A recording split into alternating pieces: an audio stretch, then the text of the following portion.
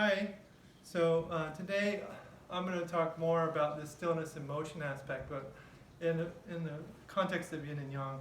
So remember, the up is creating this yang aspect. But in order to create that, you have to create the peak of yin, which is the outer body goes into the ground. And then when that happens, then the up can happen. So what this creates is a potential for what I call yang circles. So again, with Brashni, so if you have this yang coming up, it creates a yang circle in this hand. And that means you have a yin circle in this hand. So I call this a moving circle and a stillness circle. So the moving circle creates a potential for the stillness circle to happen. So this is just gross level, right? Easy. Then what to change that level, you start to focus on the yin aspect.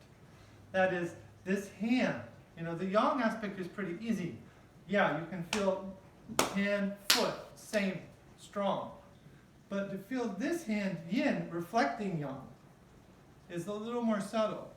So you start to go back to what you did to create the yang. You feel the stillness aspect in this left arm connect to that left foot, in this case, right?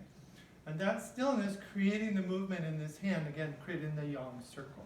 So that stillness aspect then has to change when you need to change. So if you're on the other side, for example, you do the same thing. As you shift into one leg, this becomes more yang, as this becomes yin. So at this point, this is yang, and then it changes to yin, of course, right? So all this is pretty basic.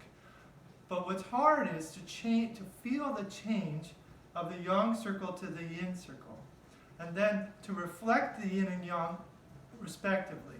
So that means at the peak of yang, you're creating yin. At the peak of yin, you're creating yang. And so the subtle aspect is a little hard to explain. Basically, at the peak of this yang, right, you create yin, like I said, but anyway, just think of them working in tandem together, that they can't be separated, and that they're unified. So you have to separate them, make them whole, and then put them back together.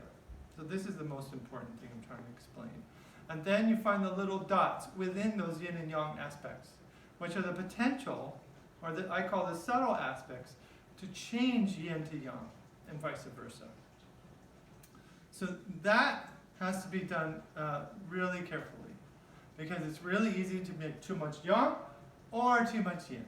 Either way, not good. No yin and yang, no taiji, right? So you have to have it internal and external. Okay, thanks.